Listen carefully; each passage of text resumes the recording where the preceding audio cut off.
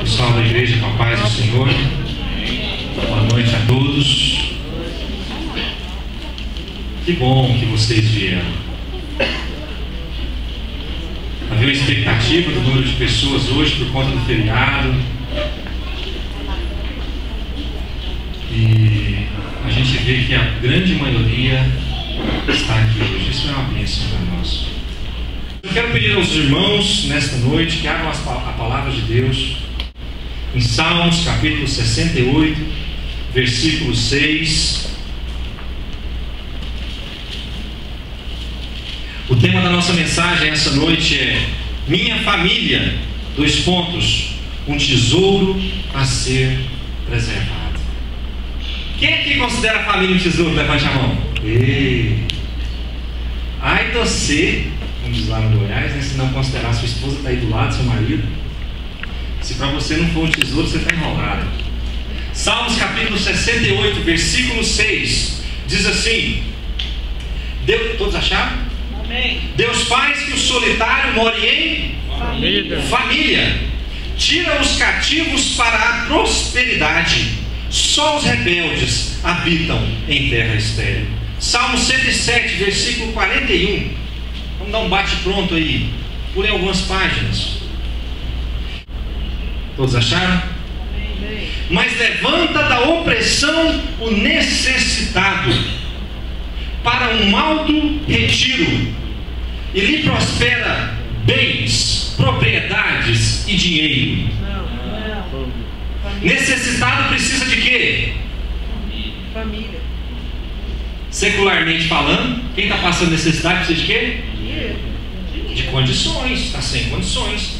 Mas só que para Deus existe algo que é mais valioso ainda.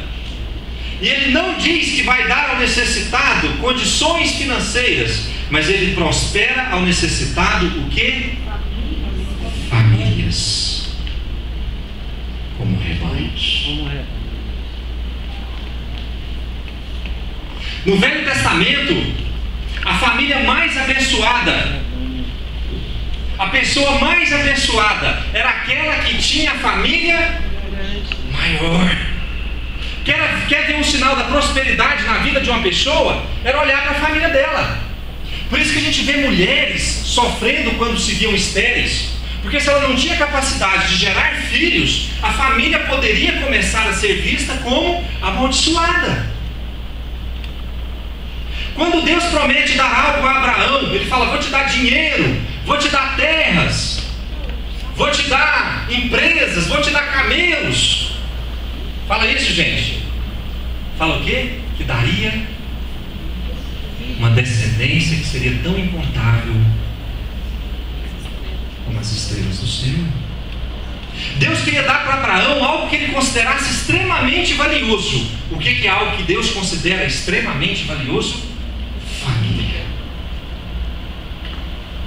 Família. A nossa família é um tesouro. Quantos filmes nós vemos aí, né?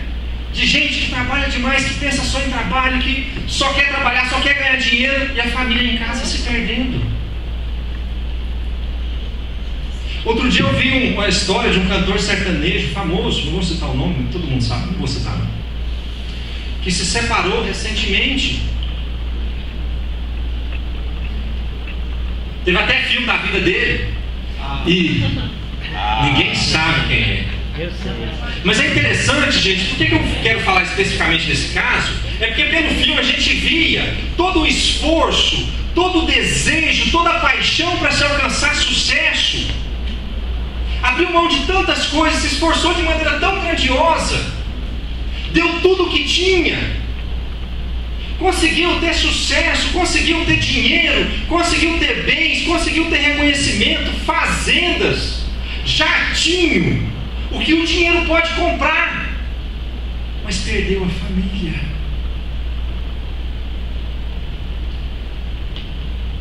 Às vezes nós nos esforçamos tanto para adquirir bens e se esquece que o nosso, entre aspas, bem mais precioso já está conosco. A gente sai, se mata de trabalhar para conseguir algo, como se aquilo fosse o nosso tesouro melhor, o nosso maior tesouro, e esquece que dentro de casa nós temos nosso tesouro mais precioso. Quem aqui concorda comigo que a sua família é um tesouro precioso? Um tesouro precioso.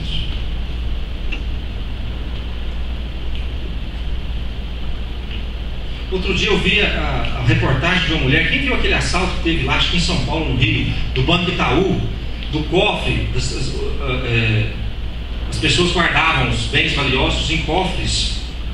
Vocês viram o roubo? Tem uns 6 meses. Aí invadiram esses cofres e roubaram as joias, as riquezas de família. Tinha gente desesperado, porque tinham perdido riquezas de família, tesouros de gerações. E teve um caso específico lá de uma senhora que estava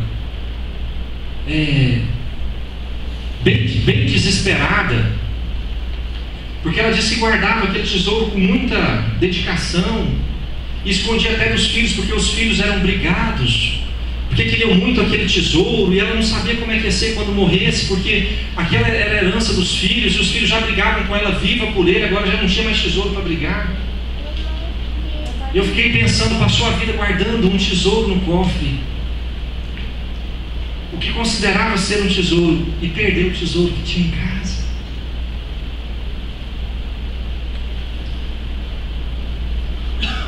Muitos podem até considerar sua família um fardo, um peso a ser carregado, um compromisso a ser cumprido. Deus considera a sua família como um presente dado a você. Ele fez questão de escolhê-lo cuidadosamente para que fosse seu, mas ninguém poderia ter esse presente. Deus separou a sua família para te presentear com ela. Para Ele, para Deus, sua família é uma marca da própria presença dEle na sua vida. Deus quer que as pessoas olhem para a sua família, e mais adiante nós vamos ver versículos que falam disso. Olhem para a sua família e vejam a presença de Deus através da sua família. Então Deus não ia dar para você um presente meia boca, um trem falsificado do Paraguai. Deus te deu um presente que Ele considera ser um tesouro. Deus não deu algo para você estragado, vencido. Deus não deu algo para você que não era para ser seu. Deus deu algo a você que para Ele é especial, e Ele esperava que você considerasse como um presente especial. Quem aqui é filho não casado? Levante a mão, deixa eu ver. Tem muita gente. Filhos, por mais que vocês achem que não, adolescente, mas o seu pai, a sua mãe, é um presente de Deus enviado para você.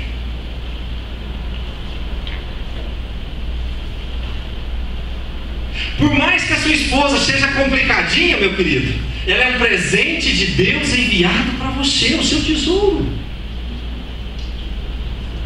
Esposa, por mais que seu marido seja um cavalo, ele é um presente de Deus destinado a você.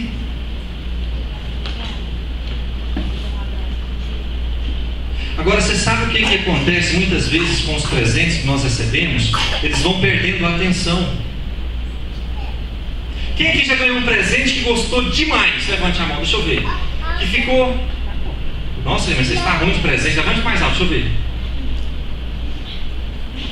Sabe aquela empolgação de ter ganhado o presente? Nossa, isso era o que eu queria, que coisa maravilhosa, é isso mesmo. E pega e já usa, e pega e já começa a colocar onde precisa ser colocado. E vai passando o tempo, você sabe o que acontece com os presentes que nós ganhamos? Eles vão perdendo o valor para nós. Não tem mais toda aquela pompa de quando nós ganhamos. Lembra de um presente aí que você ganhou que você gostou demais? Uma bicicleta. Quem que ganhou bicicleta da infância? Na infância? Deixa eu ver. Ganhou? E quem ficou empolgado quando ganhou a bicicleta? E você queria pedalar, queria rodar, queria subir, descer, e não tinha. Hoje você dá uma bicicleta para você, eu tenho certeza que você vai dar umas 2 pedaladas e está falando mal da bendita bicicleta, né? Mas naquela época era uma empolgação, um desejo, e foi passando o tempo. Você sabe o que aconteceu com a sua bicicleta? Foi ficando meio de lado, vai ficando velha. Normalmente a gente tem uma mania de considerar os nossos presentes cada vez menos. E muitas vezes isso acontece com as nossas famílias também. Presentes velhos, por mais que gostemos da pessoa que nos deu, e por mais que tenhamos gostado dele no princípio, tendem a receber de nós cada vez menos esforço para manter. E com as famílias não tem sido diferente. O nível de esforço e empenho para manter nossas famílias unidas e sadias no nosso tempo tem sido cada vez menor. Por isso que o índice de divórcio tem aumentado. Por isso que os relacionamentos pais e filhos têm sido cada vez mais tempestuosos. Por isso que filhos são mandados embora de casa com mais facilidade.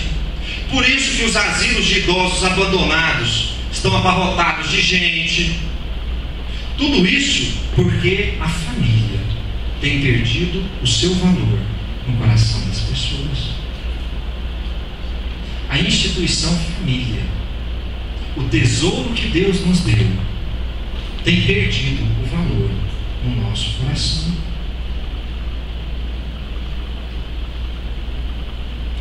Você recebeu um grande e valioso presente de Deus que precisa ser cuidado, zelado, dia após dia. Este presente, até o dia da sua morte, vai exigir de você um alto grau de cuidado e atenção. Sua família merece, precisa, necessita de um alto grau de cuidado e atenção da sua parte. Você sabe por que a sua bicicleta acabou quando você ganhou ela de presente? Porque você parou de cuidar. Você sabe por que as famílias estão acabando no nosso tempo? Porque as pessoas pararam de cuidar uma das outras. Não é o tipo de presente que se pode guardar numa caixa velha e usá-lo quando necessário. Sua família estará lá, precisando de você, esperando pelos seus cuidados todos os dias. Seu cônjuge, filhos, pais, irmãos, precisam de você todos os dias. Com relação a cuidados com o presente de Deus que é a nossa família, o apóstolo Paulo diz, a Colossenses capítulo 3, versículo 18. Podem abrir para mim, por favor.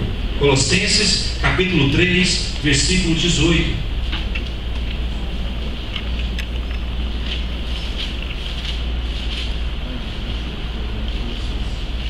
Colossenses 3,18 fala de uma estrutura familiar. Quem achou? Como é que é o título que está aí no começo desse texto? Fala para mim. Deveres da família. Os deveres da família. O apóstolo Paulo diz assim na sua carta aos Colossenses: esposas, sede submissas ao próprio marido, como convém no Senhor. Maridos, amai vossa esposa e não a trateis com amargura. Filhos, em tudo obedecei a vossos pais, pois fazê-lo é grato diante do Senhor. Pais, não irriteis vossos filhos, para que não fiquem desanimados. Servos, obedecei em tudo ao vosso Senhor, segundo a carne, não servindo apenas sob vigilância, visando tão somente agradar homens, mas em singeleza de coração, temendo ao Senhor. Tudo quanto fizerdes, fazei-o de que forma? De todo o coração. De todo o coração, como para o Senhor e não para homens, cientes de que recebereis do Senhor a recompensa da herança. A Cristo, o Senhor, é que estáis servindo, pois aquele que faz injustiça receberá em troco a injustiça feita, e nisto não há acepção de pessoas. Fala de uma estrutura familiar, desde o pai, a mãe, filho, até o empregado da casa. E é interessante que quando ele vai falar com o servo, com o empregado, para cuidar da casa. Ele diz assim: tudo quanto fizerdes, fazei de todo o coração. Se o servo tem que cuidar da família, das coisas da casa, de tudo que diz respeito a uma casa, com ímpeto, com vontade, com desejo, querendo fazer o melhor, quem dirá o pai? Quem dirá a mãe? Os filhos? A nossa família é um tesouro que precisa ser preservado. E para que ele seja preservado, precisamos que nós aprendamos essa expressão do servo aqui, principalmente. Se for para nós fazermos algo pela nossa família, nós iremos fazer com todo o nosso coração. Não é mais ou menos, não. Não é quando dá, não. Não é agradar o seu pai no dia que você está com a veia boa. Não é deixar de brigar com você, não é deixar de brigar com seu irmão só no dia que você acordou bem. Quando eu falo irmão de sangue, né? Claro, na mesma casa. Quem que é irmão de irmão? Deixa eu ver. Vocês não brigam, não, né? Irmão dentro de casa quase não briga, né? Você até faísca. É fazer com vontade. E para ajudar, gente, para nos ajudar a entender o que nós precisamos fazer para preservar o nosso tesouro, eu queria elencar 5 lições que eu considero 5 lições principais que os integrantes da família devem ter em mente. E eu fui buscar um exemplo na palavra de Deus, onde eu podia tirar exemplo de pessoa familiar. Eu achei um exemplo meio torto, meio com a vida atrapalhada. E eu fui lendo e eu falei assim: mas sério, porque esse não vai ensinar só o jeito certo de fazer, não, mas pode ensinar o jeito de não se fazer. E por isso eu queria que os irmãos abrissem as suas Bíblias em Gênesis capítulo 25, versículo 27. Nós vamos aprender as 5 lições principais para se preservar a nossa família. E podem deixar em Gênesis, nós vamos com ele agora do começo ao fim, não precisamos marcar mais. Vamos aprender 5 lições que foram retiradas da vida de Jacó, que depois veio se chamar Israel. Tem gente que pensa em Jacó como família, que eu falei, exemplo de família, Jacó, já entortou o bico, né? Como assim? Mas é para a gente aprender o que fazer e o que não fazer. E são 5 lições principais. Em Gênesis 25, versículo 27, antes da gente falar qualquer coisa, diz assim: cresceram os meninos, Esaú saiu perito caçador, homem do campo. Jacó, porém, homem pacato, habitava em tendas. Antes de nós falarmos qualquer coisa sobre a vida de Jacó, nós precisamos entender que Jacó era um homem que gostava de ficar em casa. A Bíblia fala que o irmão dele era perito caçador, ou seja, via mais caçando, trabalhando fora. Mas Jacó era homem pacato e gostava de viver em tendas. Você sabe o que isso significa, gente? Que ele gostava de ficar em casa.